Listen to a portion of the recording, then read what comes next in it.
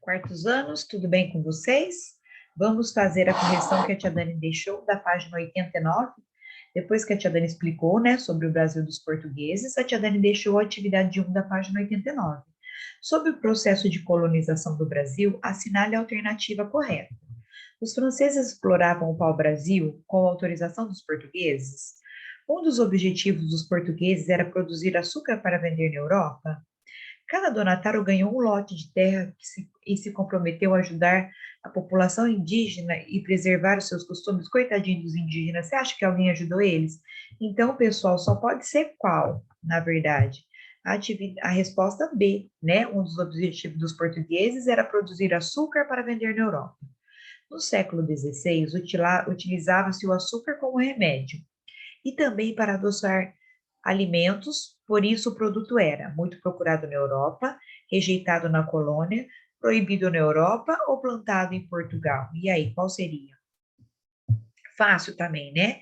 Letra A, muito procurado na Europa. Agora a tia Dani vai falar com vocês da página 90.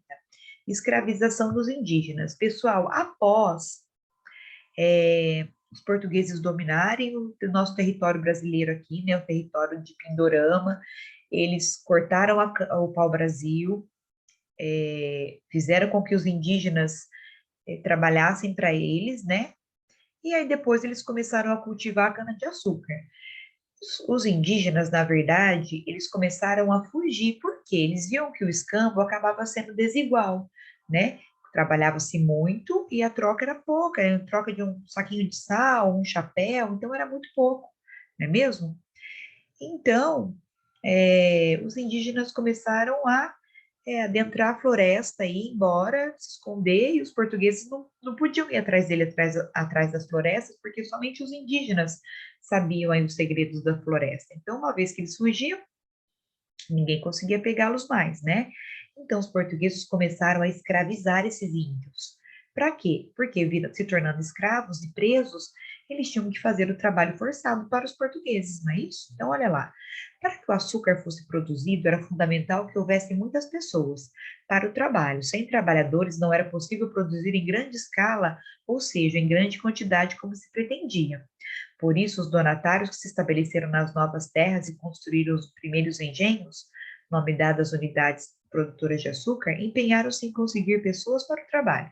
Alguns portugueses, desejando que os indígenas organizassem grupos para trabalhar na lavoura, ofereciam-lhe ferramentas, espelhos e bugigangas para atrair sua atenção. Com isso, muitos índios trabalhavam na derrubada das matas para o plantio da cana-de-açúcar.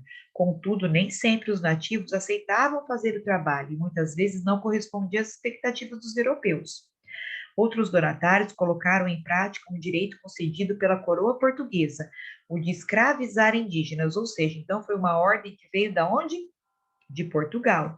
O rei deu uma ordem que os indígenas fossem escravizados, tá?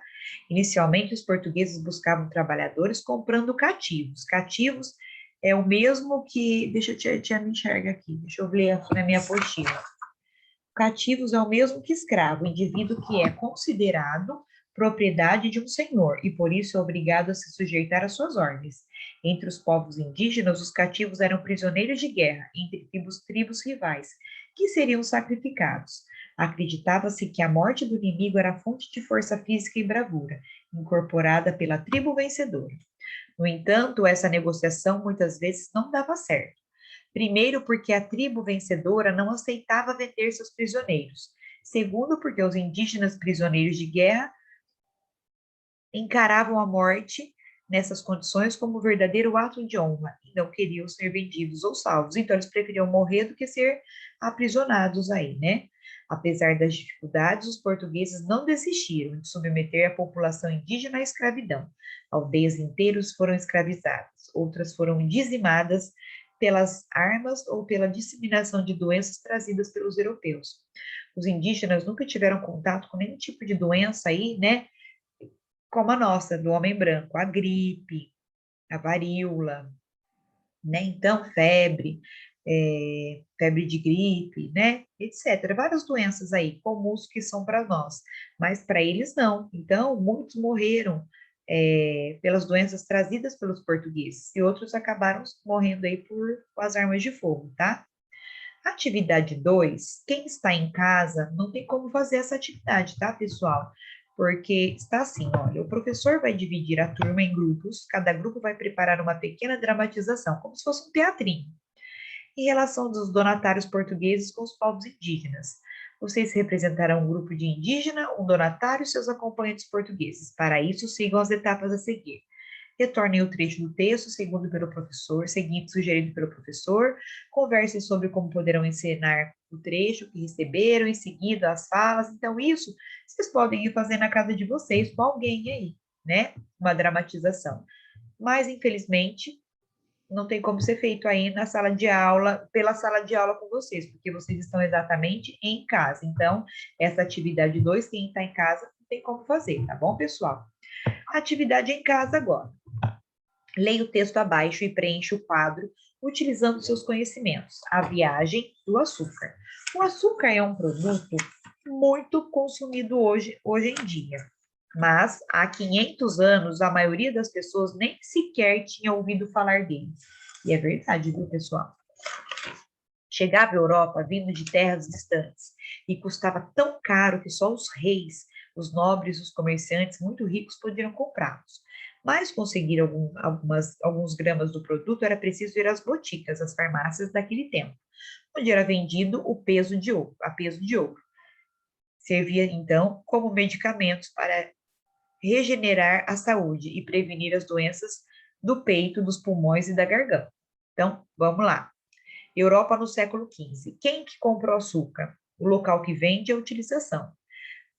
Agora Brasil no século XXI, quem que compra o açúcar? Quem tem acesso ao açúcar?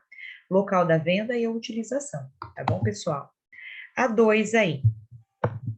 A exploração do trabalho indígena ocorria basicamente de duas formas. A. Os chefes indígenas recebiam ferramentas, espelhos e bugigangas, e em troca organizavam-se em grupos para trabalhar nas lavouras da cana-de-açúcar. B. Os colonos compravam cativos, aprisionados nas guerras entre as tribos rivais.